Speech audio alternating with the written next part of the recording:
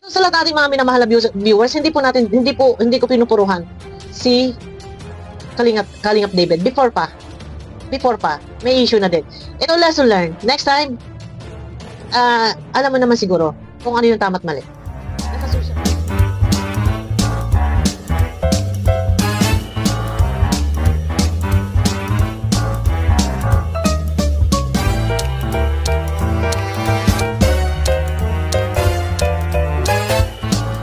Social media tayo.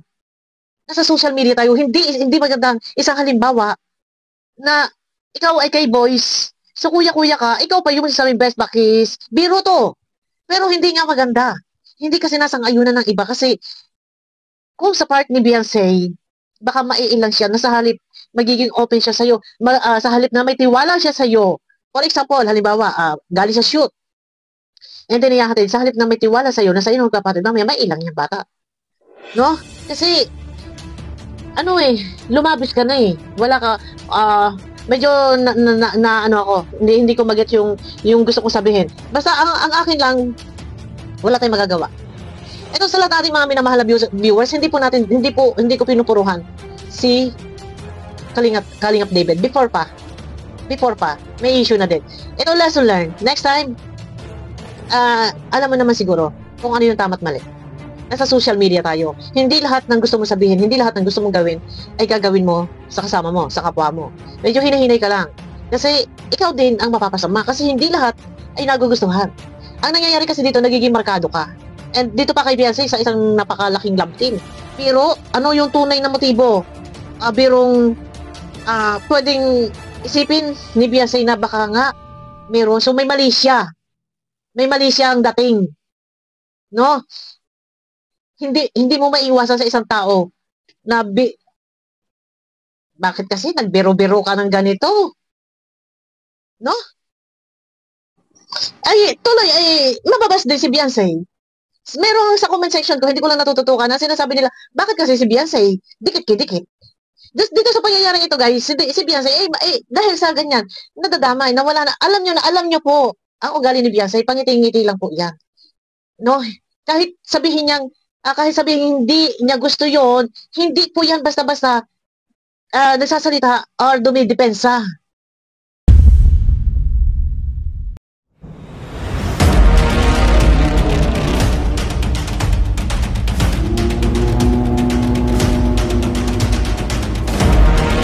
May issue na naman si David. Talaga tong si Bro David hindi matantanan ng mga issue. Talagang masasabi ko na siya ay small but terrible. Terrible ang nangyayari sa kanya ngayon. Marami siyang nagiging basher dahil nga sa kanyang mga pinagagagawa.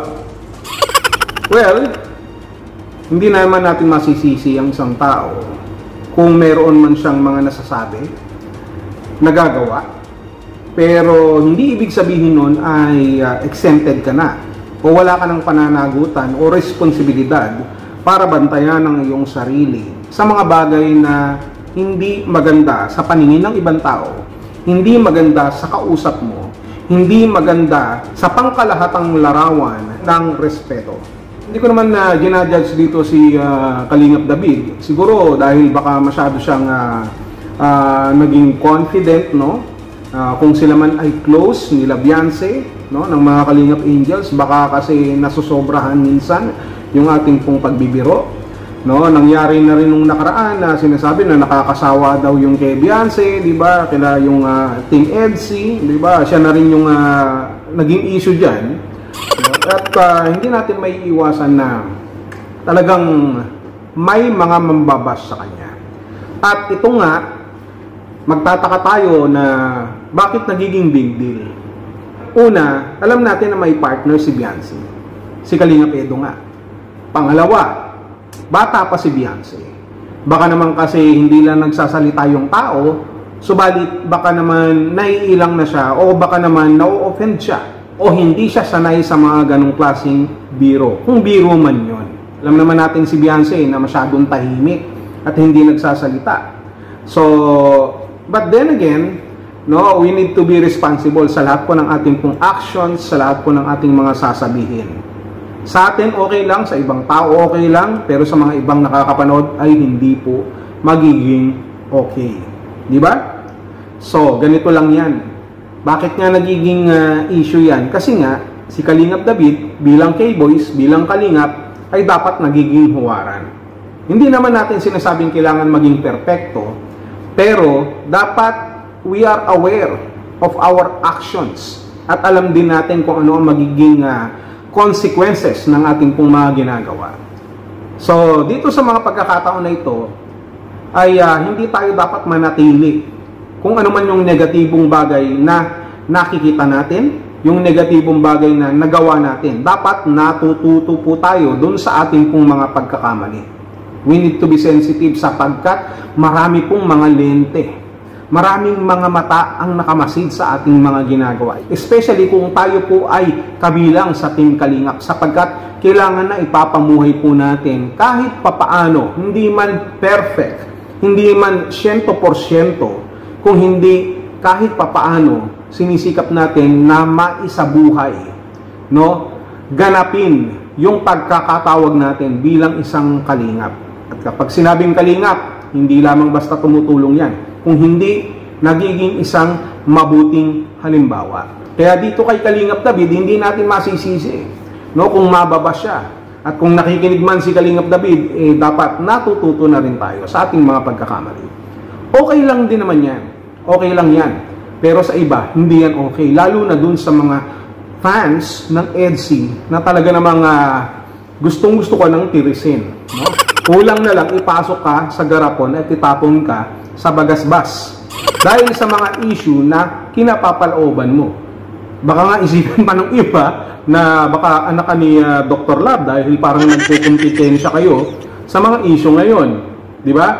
So, but then again, sa mga fans ni Beyonce, sa mga fans ng EDSI, kalma lang tayo, kalma. Nangyayari talaga yan. At alam ko naman na magpapaliwanag dyan si Kalingap David. At kay Kalingap David, bro, tatagan mo ang loob mo. No? Nagawa mo yan, dapat palusutan mo yan sa tamang paraan. Yun lang naman yun eh. Sa tamang paraan. Hindi ba, bro David? Bakit naman kasi sa dinami-dami ng kiss gusto mo pa kay Beyonce? Hindi naman ako ikaw. Buti kung ako yun. Pwede pa. Legal na legal at natural. Dapat kumis ka na lang sa iba. Kay Lolo, Kalingap Lolo. Kay Aljon. Kay Starrocks, kay Kalingap Edu, yun yung mga dapat mong hinalikan, di ba? Hindi mo kasi pwedeng gayahin yung mga style ko na ginagawa ko. Kasi ako, talagang kapag sinabi kong takis, aba, ako talaga yun. Mong gagayahin yun. Kalingap David, Brother David.